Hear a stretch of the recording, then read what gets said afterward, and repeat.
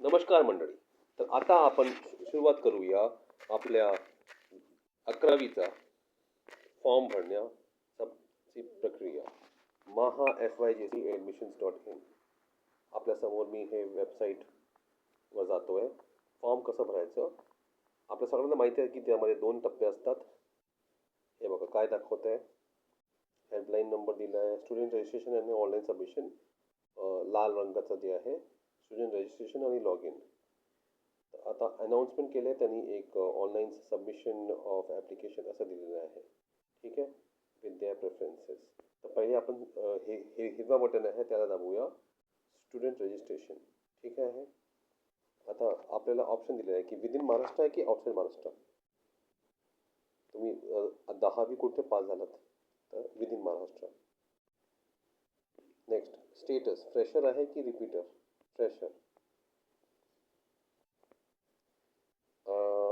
अजून हां, यामध्ये रिपीटर म्हणजे तुम्ही 10वी फेल झाला आणि परत देतात, किंवा तुम्ही प्रिव्हियसली पास, तुम्ही या वर्षा अगोदर पास झाले असाल तर तुम्ही प्रिव्हियसली पास लिहू शकता. पुढे SSC बोर्ड आहे, CBSE बोर्ड आहे, ICSE, IB कोणतं आहे? तर आपला SSC बोर्ड आहे. तर आपण SSC बोर्डवर बटन दाबतोय. ठीक आहे. कोणता दुसरा बोर्ड हवं त्याचा इथे माहिती दिलेली आहे. Next 10th standard equivalent exam details, seat number लिहून घ्यायचा आहे. मदर्स नेम, आईचं नाव लिहायचं इथे. Method, month of examination.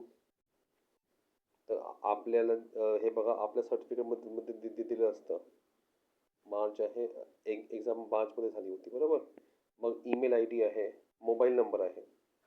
अच्छा, सिक्युरिटी क्वेश्चन तुम्हाला एक विचारतात की आपल्या मनातलं काही, आपल्याला एक 3-4 ऑप्शन दिलेले आपल्या, 1 2 3 4 5.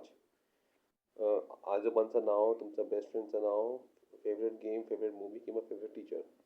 आणि हे एक कागद घेऊन तिथे लिहून घ्यायचं उत्तर तुम्ही काय लिहिताय. इथे पण लिहा आणि ते पण लिहून घ्यायचं आहे. पासवर्ड टाकायचा आहे. आता पासवर्ड तुम्हाला बनवावं लागेल. मग मग ते परत ते सेम पासवर्ड इथे लिहायचं. अजून कॅप्चाचे खालती दिलेलं आहे. आता इथे खाली तुम्हाला दाखवतो, MC5M1V. ठीक आहे.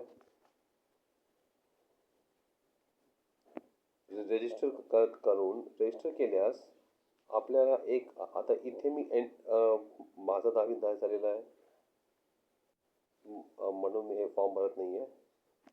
आता फॉर्म रजिस्टर केल्यास तुम्हाला एक PDF भेटेल. एक PDF तुम्हाला भेटेल.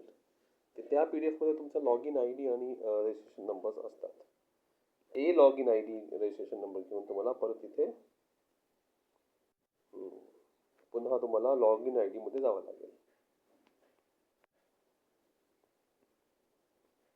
लॉग इन ID मध्ये मग काय लिहिलं आहे, एंटर. तुमचा पासवर्ड एंटर करा.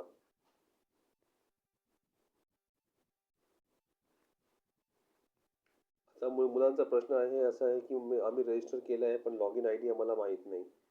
आता त्यासाठी काय करावं बघा, इथे काय लिहिलं आहे. आता हे जे अनाउन्समेंट आहे त्यावर आपण क्लिक करूया आणि बघूया.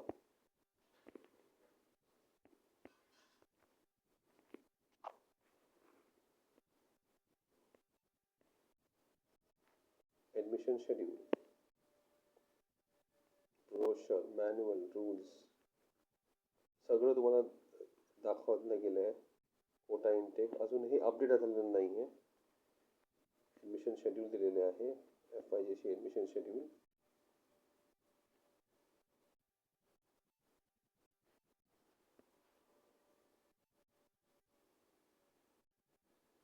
टाइम टेबल PDF डाउनलोड झालेला आहे.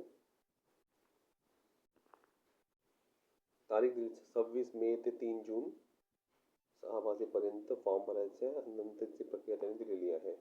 0 राऊंड कोटा ॲडमिशन 9 तारीख. कॅप राऊंड काही घाबरायचं नाही आहे, त्याचं फक्त ॲडमिशनचं नाव आहे. 9 जूनला फर्स्ट राऊंड आणि त्यानंतर सेकंड, थर्ड, फोर्थ राऊंड होत राहतं. आता जर तुम्ही ॲडमिशन घेत असाल, ठीक आहे, तर आता student to click process for admission if okay with allotted, तुम्हाला आवडलं तर तुम्हाला ज्युनियर कॉलेजमध्ये ओके करायचं. मग तिथे जाऊन रिपोर्ट करायचं आणि आपले डॉक्युमेंट व्हेरिफिकेशन आणि फीज पेमेंट होतील. ठीक आहे. जर तुम्हाला ॲडमिशन नाही घ्यायचं आहे त्या कॉलेजला, ओके, तर तुम्ही सेकंड राऊंडमध्ये पार्टिसिपेट करू शकता. ॲडमिशन कन्फर्मेशन, रिजेक्शन आणि admit cancellation college log in I डीवर होतं. Student registration with the preferences filling will continue for new applicant for next round only consent given. तुमचं रजिस्ट्रेशन तुम्हाला तिथे एक फॉर्म येईल की हां तुम्हाला रजिस्ट्रेशन परत करायचं, तुम्हाला नेक्स्ट राऊंडसाठी ॲडमिशन सहभागी व्हायचं आहे. चला परत परत मागे जाऊया.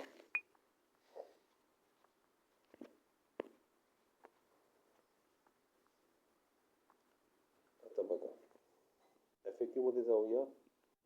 नेहमी विचारला जाणारा प्रश्न.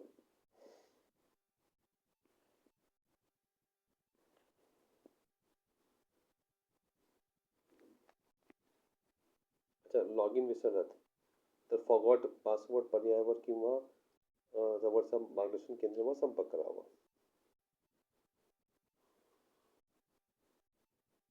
नेहमी तुम्ही रजिस्टर केल्यास तुम्हाला एक PDF भेटतं.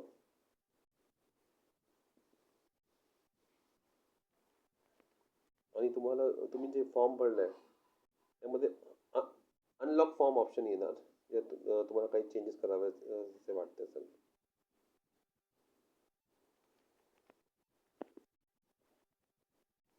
पुन्हा हा प्रश्न आहे. स्टुडंट रजिस्ट्रेशनवर क्लिक करा, आवश्यक माहिती भरा आणि पासवर्ड तयार करा. लॉग इन आय डी तुम्हाला SMS द्वारा मिळेल. नोंदणी करताना निवडलेल्या सिक्युरिटीचे प्रश्नांचे उत्तर लक्षात ठेवा. सिक्युरिटी प्रश्न व पासवर्ड यांची प्रिंट घेऊन व जपून ठेवा.